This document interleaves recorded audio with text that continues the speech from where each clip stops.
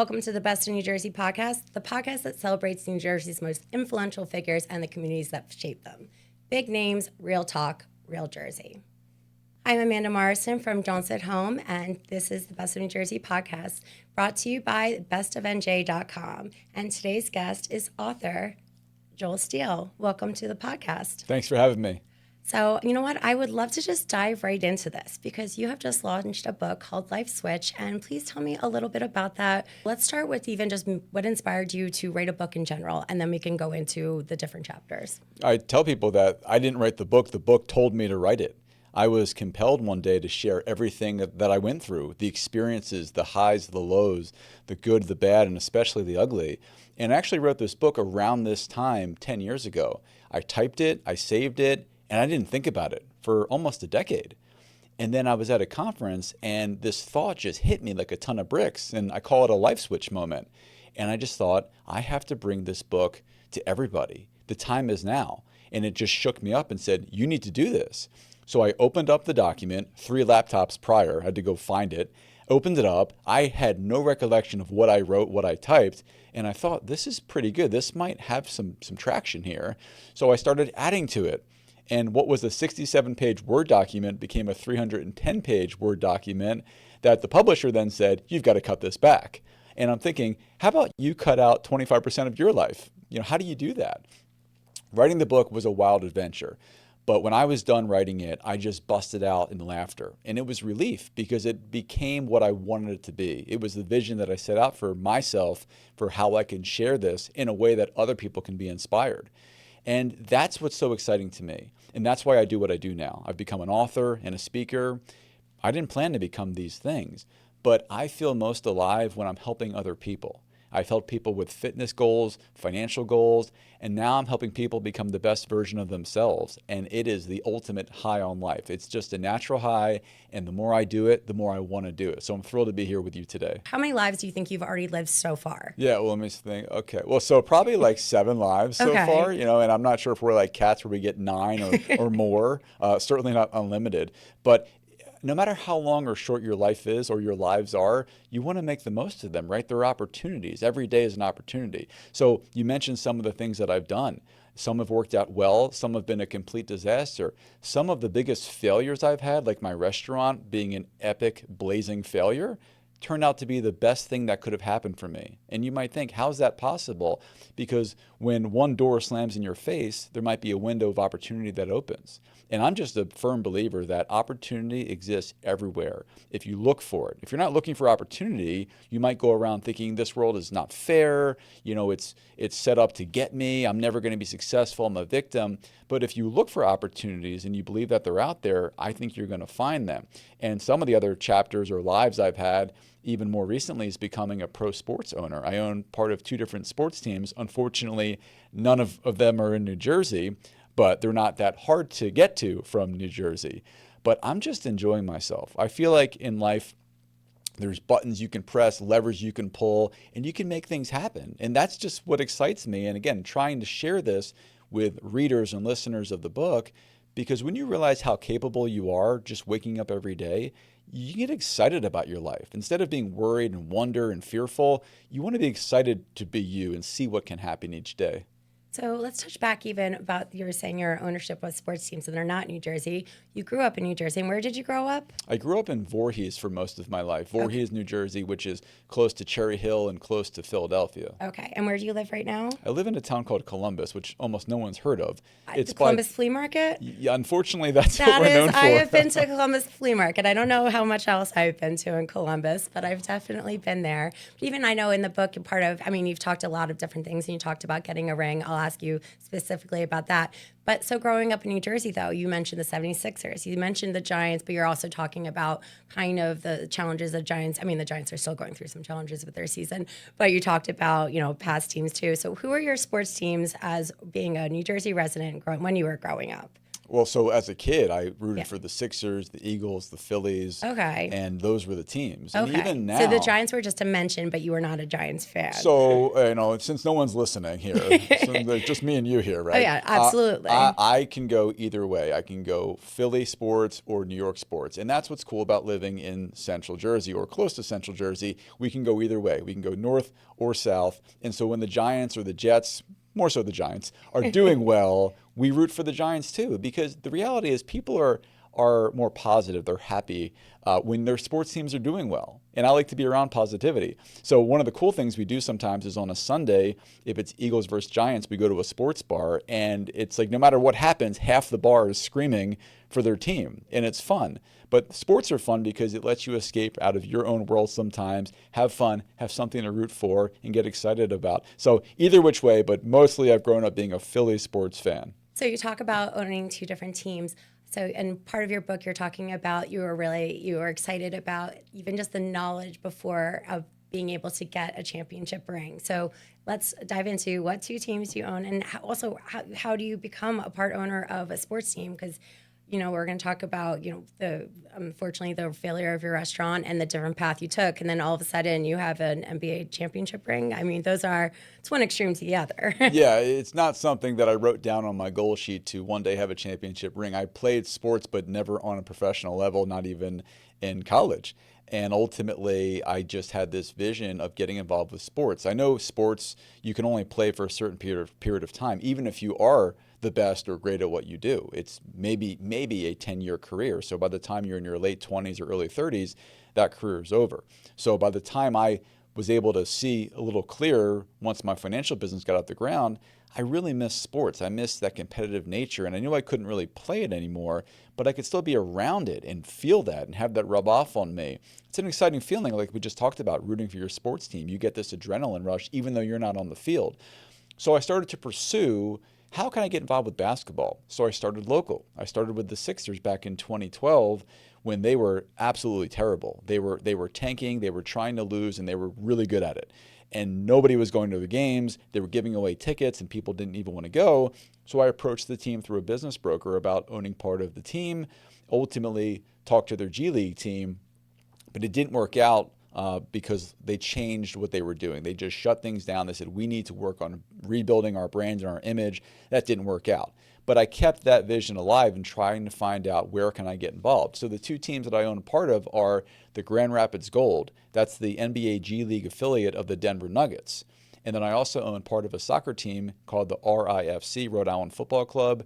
They're in the USL Championship League, and they made the playoffs for the second year in a row, which is super cool. Right now, they're not this minute, but right now they're playing in the playoffs, trying to win the championship.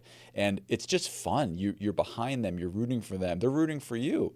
It's amazing, the ownership groups. But I got the NBA championship ring because of the Nuggets relationship. You didn't wear it here? I didn't bring it. I didn't know if I should. It's not a New Jersey, New York, or Philly ring, but it's just really the coolest thing. And I use it now not to say, hey, look at me, but I use the ring to tell people two things. And I mention it right in the prologue. I've come a long way from where I started, and anything is possible. And if there's one thing you remember about me, it's that last part. Anything is possible. I truly believe that, and the ring to me tangibly showcases that. This guy from New Jersey who never played pro sports has a championship ring. That tells you that anything is possible. What are some of the lessons? I mean, what do you think were some of the lessons you learned even playing sports in high school that helped motivate you, one, even life lessons in general, but two, that you're like, I still want to be part of this world, other than just the excitement of being part of a championship team? Yeah. Well, our team was pretty good in high school, and I didn't play that much, but I stuck with it. And it was hard at times because I rode the bench a lot of times. But I love the experience. I love the bonding with teammates. We had the best times during practices and during games. We had this crew, the benchwarming crew, where most of the time we didn't play, but we just laughed. We had fun. We joked around. We had a good time on the bus rides. But we all stuck with it for 4 years. And all these years later, that still sticks with us, that we did it. We persevered. And we were rewarded for that with being part of a winning team with a winning organization. And even though we weren't on the field a lot, it was just a really cool experience that never gets old. But I learned so many lessons playing 4 years of football that I actually put a bunch of them in the book. I think there's 4 or 5 lessons that I talk about that I don't forget to this day. One of them is I literally run when I'm going places. Like even when I'm dressed up in a suit, I can't help it. If I'm trying to get somewhere, I want to get there ASAP. Also, I learned being a receiver and a tight end, tuck and turn. My receiver coach would always yell, tuck and turn. And I took that as secure what's important to you before proceeding ahead. And a lot of people, they don't do that. They don't value things in their life. They just go forward. They want more. They're thinking about the next thing. And sometimes they overlook the important things and people right there in front of them. So you never want to fumble a good relationship or a good asset because you're thinking about what's next. Talk about why you chose that story to start your book out. Yeah, that the story that I opened the book with is a running scene essentially. And I saw this as if this was going to be a movie someday. And if I came up with an alternative title or had the name of a movie, it would be Running from Average, because that's what I felt like I was doing most of my life for the first couple of decades. I was running from something, and that was being mediocre, being average or below average in absolutely everything. And it drove me nuts. And this experience I had as a young kid was the first time in my life that I accomplished something really unthinkable. But I set this goal, I had a clear vision, and I didn't think about if I was going to do it. It was a question of when I was going to do it. And I believe that I accomplished this goal really early on. And that ultimately became the thought that I hung my hat on to this day, that experience told me, it showed me physically that anything was possible. If I set out this goal, then I can do it. And that's the message I'm trying to spread. But that experience, even though it was so long ago, it's still super relevant. And so as I went through being a teenager and a young adult, I just clung to that vision and that experience and said, you know what? I did that. I accomplished something amazing. I can do it again. And ultimately, I built a streak of accomplishing amazing things. And when you get on a streak like in sports, it builds momentum, and you don't want to break that streak. And so the streak almost takes on a life of its own. And up through my restaurant, I built this amazing streak of doing all the things I said I was going to do. But when the restaurant failed, it broke that streak. And I started to question for the first time in years, is anything really possible? But I was able to rebuild, start a new streak of success. And to this day, I continue to try to build streaks in my life, whether it's business streaks, it's a physical streak like working out. Not that long ago, I went on a streak trying to see if I can break my record of 38 straight days working out. And I ended up doing a streak of 388 straight days of working out. And it showed me that, again, like, wow, I didn't know I can do that. But I just did it one day at a time. And these are not miraculous things. Like I wasn't struck by lightning and I'm here to tell you what happened. I'm telling you that you or anyone out there, you can go do something today and tomorrow. You're on a streak. Keep that streak going. See how far and how high it can go. But what started you from being like, you know what, I'm going to own a restaurant? Because did you have any restaurant experience? I had no restaurant experience. Okay. I was trying to get a job as a kid. I tried to work at Boston Market and other places, and I couldn't get these jobs. And there's some stat, I think 90-some% of people have worked in a restaurant at some point, but that wasn't me. I just couldn't get a job in a restaurant. But I blended my passion of things I wanted to do and looking for things I was good at. And the reason I started the restaurant was a similar idea. A life switch moment happened where I thought, I want to be an entrepreneur. I want to have my own business. What am I knowledgeable about? What am I good at? And I was really knowledgeable about healthy eating and physical fitness. And it just hit me one day, again, like a ton of bricks. You need to open up a healthy fast food restaurant chain. And I decided to do that. And when I decide to do something, I'm going to do it. If I say it, I'm going to do it. That doesn't matter. If I'm out at 3 a.m. hanging out and I say something, doesn't matter. There's nothing off limits. If something's going to get done and I say it's going to get done, I'm doing it. It's almost as good as done. That's just something about me personally. But I decided I was going to do that, but it took a lot of time. So I talk all about the experience of concept or idea to reality, to opening up a restaurant. Why did I choose it? Maybe because I was a little crazy. Maybe because I wasn't familiar with how difficult the restaurant industry really was. I think it's a 90% failure rate, and it is. I mean, I ultimately ended up being one of those statistics. But I was just so excited to bring healthier eating to people around the country. McDonald's, Burger King, all these other enemies, if you will, were easy to get, super cheap, and I thought, this isn't fair. This isn't right that people are getting this food because it's cheap and it's convenient, and they're sort of poisoning themselves. They are doing things and putting things in their body that are going to ultimately hurt them. And so I tried to make a better option for that. So passion is what fueled that. And even though it didn't work out, I'm still passionate about that. And I would love for somebody to create some kind of restaurant chain where they can start to eat healthier and better quality food, because ultimately what you put in your body is the fuel that you run on. What do you think was your biggest lesson that you took away from that experience? I took away so many, I could write a book. Oh, I did. You did. But so many. Number one, I would say the number one lesson is when you feel like you failed and the game's over and you lost, it's only over if you don't get back up. It's only over if you quit. And when you think about sports, the best games are the ones with those comebacks late in the fourth quarter, game-winning shot, game-winning touchdown pass or field goal. And so I felt that my life was over, but I realized I was only 24 years old. It can't be over. It feels like it. The amount of crushing debt I had made me tell myself, hey, this is it. You tried. Then I thought, wait a second. I know my fire is out, this passionate fire I had, but I still have this pilot flame lit. And the more I focused on that and focused on the fact that I control how my life turns out more than anything else, even though I was buried in debt and negativity, I just took one step, one day at a time. And the more I did that, the more I built this positive streak of saying, hey, this is possible. Hey, maybe I can do this. Oh yeah, anything is possible. Let's keep doing that. Let's keep proving it. Let's see what we can do. And amazingly, in 2 years' time, I was able to dig out of that debt in a totally new business. And the interesting thing is the financial service business has a similar failure rate to the restaurant business, 90% failure. But I didn't look at it that way. I looked at it like I was drenched in failure already, and there was a 10% chance I could make this work. And if I would have stayed in the restaurant industry or tried to find another job, I had a 0% chance of success. So 10% sounded pretty good at the time. Okay. Is the restaurant in New Jersey as well? The restaurant was in Philadelphia. Okay. I wanted it to be in California. That's another story. But I figured, let me start there. You just wanted to own a sports team. That was in a different state. That would come later. But that was a very long, detoured way to get to this. But again, it all worked out because I didn't quit. And that's the message, is don't quit. Your life can be hard. It will be hard. Like a movie. The best movies aren't the ones where the hero just constantly wins. You need to have adversity. You need to get knocked down. You need to become the underdog so you can then come back and win. And that's what people want to see in movies, in sports teams, and in their own lives. So be the hero in your own story. And you have to realize that you're writing that story every day. Whether you think so or not, you are. You're living a life.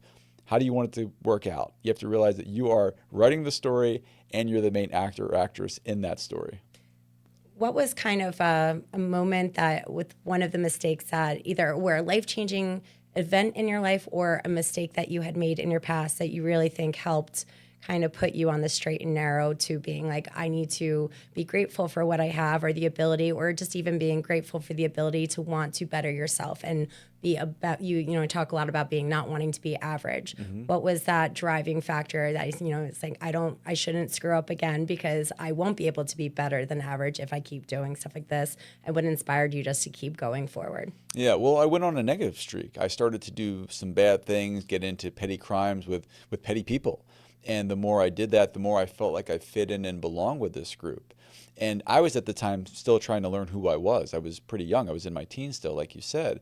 And I was torn between doing these extraordinary things that I believed I could do, but by myself in isolation, or hang out with people and have fun and feel like I'm part of the crew. And ultimately, I learned that I don't need to be part of a crew that's bringing me down, especially. Being part of a positive crew is fine, but a lot of things in the entrepreneur world, you are on your own island. You are doing your own things. And even as an athlete, you are training. Like, no one can train for you. You can train with other athletes, but you've got to put in the work on your own. And so at that time, I didn't really know which way I wanted to go. Did I want to excel by myself, or did I want to just have fun? And at the time, I wanted to just have fun, but I didn't realize it until it was a little too late that I had become a bad kid. I thought, look at these bad people, look what they're doing. And then I looked in the mirror. I was like, oh my gosh, like I thought I was a good person. And then I had this realization, this life switch moment, that I'm not a good kid anymore. Why am I a good kid? I think I am, but based on all the things that I've been doing lately, I'm not. And it was, oh my gosh, this is not me. I've got to slam on the brakes, do a 180. And fortunately, I got scared straight before I was 18. I almost got put in jail. And in fact, I had a cop bring me into the police station in New Jersey, and he said to me, he said, "Which cell do you want?" He didn't say, "Do you want to go to jail someday?" He said, "Which cell do you want to be in?" And that was the worst decision I would ever have to make in my life. Jail block A or jail block B, neither of which is a good option.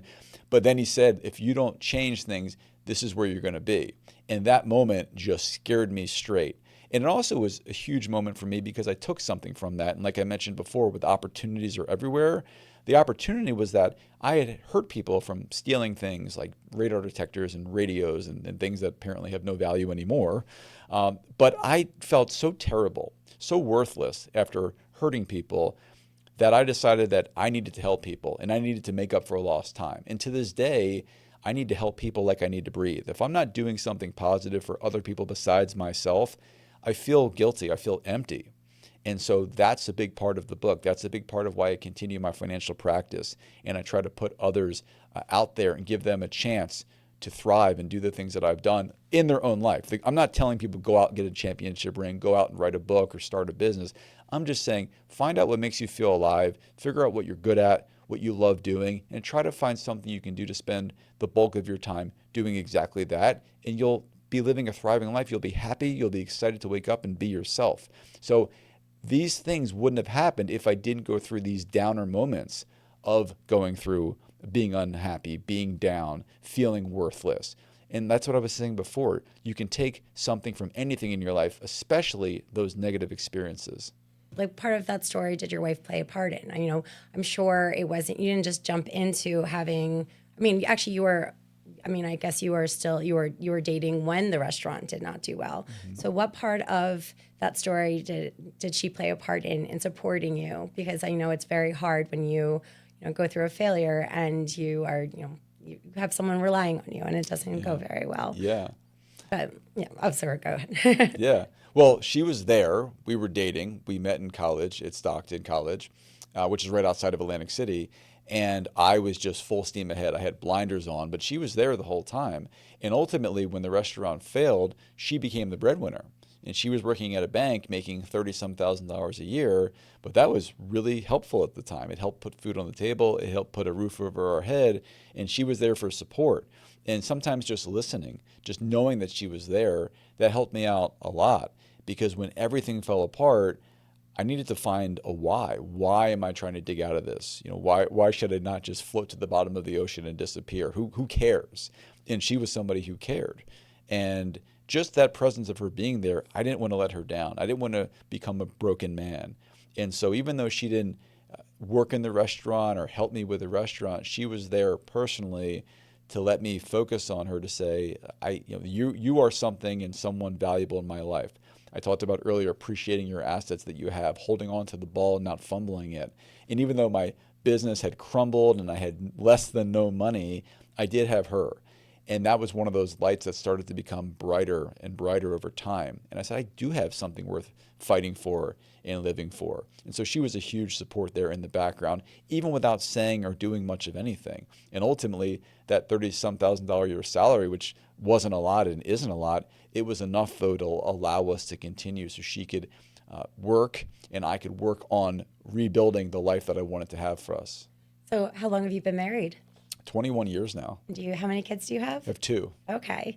And you are still living in New Jersey, correct? Correct. So what made you stay in New Jersey? New Jersey is incredibly convenient. You can get anywhere that you want to get to. We've got multiple airports. We've got the trains. You've got Philly right over here. You've got New York over there. You can get down to D.C., beach, mountains. You can go anywhere you want to go. So it's expensive to live here, but I can't think of a place that's more convenient to get to anywhere in the world you want to get to. Are there any memorable spots that you, either whether it's a restaurant or a park or any location growing up, or places that you like to take your kids? Well, I love the beach. Okay. We go there quite a bit. We love LBI, but we've been to almost every beach town. I grew up going to Ocean City, New Jersey, and ultimately LBI was the perfect fit for us because there's things you can do as a kid, as a teenager, as an adult. Good restaurants, good bars, good entertainment. It's not that far away. you can go to any of these towns and find different things. If you want to find that old world charm, you can go to Cape May. If you want to go to a party scene, you might want to go to Avalon, depending on where you go. But you just have so many options. It doesn't get old. There's just, I mean, there's so many wonderful beach towns in this area. I think I used to call it the Shore, and then my wife got on my case because she's from Forked River, and she thought the Shore doesn't make any sense. So I think I converted to beach. So, Okay. So just to be official. Do you have any other New Jersey debates with her, like Taylor ham or pork roll, or anything else that you guys have had to compromise and agreeing on? Nothing with the pork roll. That's a bigger thing than I thought it was. I mean, that is how intros are made sometimes on emails, and it just takes on a life of its own. But no, nothing else specific. We've always loved the fact that we can be in the city, at the beach, in the mountains, and so we blend our trips, our family trips. We'll hop in the car and do a road trip, and then we'll rotate that with hopping on a plane and going somewhere. So again, it's just incredibly convenient to be here. If there was one lesson that you wanted someone to take away from your book, or one piece of inspiration, what do you think that would be? The key is that no matter where you are in your life now, you can get to where you want to be. Whether you're in your 20s, 40s, or even 60s, it's not over. It's only over if you tell yourself it's over. So every day we're making choices. Choice A, which is usually the simple, comfortable choice, or choice B, maybe the harder climb, the difficult choice, but the one that has the huge payoff. So I encourage people, keep choosing option B. And just because you're here today doesn't mean you need to stay here. If you want to get over there and up there, do it. It might take time, but it's worth it. Your life isn't over. No one knows how long they're going to live for. So again, whatever your age is, if your life is not what you want it to be, if it's not an extraordinary life or what you would consider an extraordinary life, you still have time to make it that. And the choice is yours. It's up to you. You talk about continuing to involve what's next for you. So I know the fact that you're doing finance work now, you're part owner of 2 different teams. You're an author. Do you have anything else, on the horizon, or are you just open to anything that might inspire you? Anything that might inspire me. I'm always looking at other investments. That includes sports teams, products, services that I believe in. I have a portfolio of things like that, not just investments, but things that I'm really behind. I mentioned I did the restaurant because I was passionate. I will not be starting another restaurant, but I might invest in one. And that's the thing. I'm looking for other people that are doing things that they're passionate about, that are bringing some good and positivity into the world. And I can write out a check and be part of that journey and see what happens with that. I'm having a lot of fun doing that. That's been one of the benefits of being in the financial business for a while and having success. But for now, it's focusing on the book, trying to get it out around the world, and going out speaking about it, speaking to athletes, former athletes, college campuses, businesses, financial organizations, just trying to spread positivity and inspiration. If people can understand the power that they have within themselves, I just think this world can be such a better, more positive place. And right now, there's a divide, there's a lot of negativity, people are struggling a bit. I just think inspiration never gets old, and especially this time of year, right around that Thanksgiving, Christmas, New Year time, you give yourself the gift of being inspired, whether that's my book or another book or something you can do. But make sure there's more passion and purpose in your life. And if there is, you're going to live a very great life worth living that you'll look back and be happy about. You'll be proud of yourself. And that's the decision. Do you want to survive or do you want to thrive? Well, I felt very inspired reading it. I know other readers will as well. So I want to thank you very much for coming here. Where can people find Life Switch? Life Switch is anywhere that books are sold. You can go to Barnes & Noble, Amazon, and you can go to my website and learn more about me and also the mission that we have that we didn't talk about. And the mission, you can learn about this at bookjoelsteele.com, bookjoelsteele, STEELE.com. I'm giving away $1 million. If Life Switch has 1 million readers, I'm going to personally donate $1 million to charities. Okay. And the readers are the ones that are going to pick the charities. So the top 10 charities get $100,000 each. And it's funny, I'm a financial advisor. I'm very careful with money. I've never been this excited to write out big checks in my life because I want to help people be inspired that they can make a difference. You buy the book, you are part of that $1 million donation. It's that easy. So I'm super excited about that. So the book is everywhere. You can get it as an ebook, as a hardcover book, and as an audiobook. Are you on social media as well so people can follow you? Because I know you said that you're doing different book signings and different talks. So where can people follow for up-to-date information about maybe certain locations or dates? Yeah, you can follow me. You can go to my LinkedIn page, my Instagram, and Facebook. The easiest thing to do is just maybe Google Joel Steele Life Switch, or if you go to Instagram, Life Switch Official is the handle there. But Book Joel Steele has all that information. It's probably the easiest way to find me. Thank you for tuning in to the Best of NJ podcast. You can hear us wherever you get your podcasts. And you can follow me, Amanda, at Don't Sit Home on social media, as well as Best of NJ.